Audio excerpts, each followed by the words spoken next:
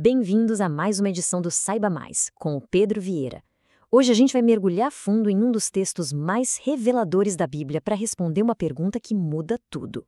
Vamos descobrir juntos como conhecer quem Deus realmente é, nas palavras dele mesmo, pode trazer uma segurança de verdade, uma paz profunda para a nossa vida. Vamos começar com a pergunta de $1 milhão. Quem é Deus? Olha, pode parecer uma pergunta simples, teológica, mas a resposta que cada um dá para ela, mesmo que seja lá no fundo sem nem perceber, essa resposta molda absolutamente tudo. Pensa bem, a ideia que se tem de Deus define o que é certo e errado, o porquê de trabalhar, como se encara a família, as decisões mais importantes. Achar uma resposta firme para essa pergunta é o alicerce de uma vida com propósito. E aqui que está o pulo do gato. A gente não descobre quem é Deus como quem analisa uma rocha num laboratório. Ele não é um objeto, uma coisa. Deus é um ser pessoal. E para conhecer uma pessoa só tem um jeito, né? Ela precisa se revelar. É pelo que ela fala, pelo que ela faz. O texto de Êxodo 34 que a gente vai ver é exatamente isso. É o próprio Deus chegando e dizendo, deixa eu me apresentar. Mas, para a gente entender o peso do que Deus falou, a gente precisa entender o cenário. O contexto aqui é tudo. E olha, o momento em que Deus se descreve não é um momento de paz e tranquilidade, não. Muito pelo contrário. Acontece logo depois de uma das maiores crises, uma das maiores traições da história de Israel. A situação era gravíssima. Imagina a cena. Moisés está lá no alto do monte, recebendo as tábuas da lei, a aliança de Deus. Enquanto isso, o povo, lá embaixo, impaciente, decide construir o seu próprio Deus, um bezerro de ouro. Eles simplesmente rasgaram o pacto que tinham acabado de firmar.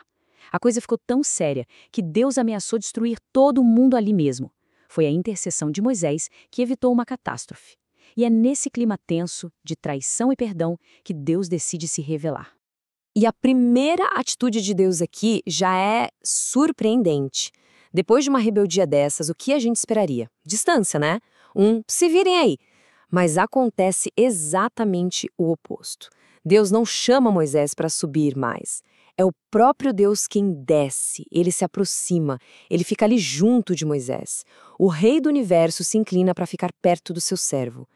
Isso, por si só, já revela um Deus que busca a proximidade mesmo quando a gente se afasta. E é nesse momento de proximidade, de intimidade, que vem a declaração que é talvez a mais clara e direta sobre o caráter de Deus em todo o Antigo Testamento. Uma declaração que mostra o equilíbrio perfeito que existe no coração dele. E a descrição que vem a seguir é simplesmente fundamental. Deus proclama o nome dele 2 vezes para dar ênfase e então começa a lista. Compassivo, bondoso, paciente, grande misericórdia e fidelidade. Mas a descrição não para por aí não. Ele também deixa claro que, de jeito nenhum, inocente ou culpado. Pronto, estão aí os 2 pilares do caráter de Deus. Esse equilíbrio é fascinante. De um lado, a gente tem a justiça. Sendo perfeitamente santo, Deus não pode simplesmente ignorar o erro, passar um pano. O pecado tem consequências, isso é levado a sério. Mas, do outro lado, a gente tem a misericórdia. A natureza dele é ser compassivo, é ser paciente. A alegria de Deus não está em punir. Pelo contrário, ele é grande em misericórdia, sempre pronto para perdoar quem se arrepende de verdade. E a própria declaração nos dá a escala disso. O texto diz que as consequências do pecado podem ir até a 3ª e 4ª geração. Mas a misericórdia é guardada por 1000 gerações.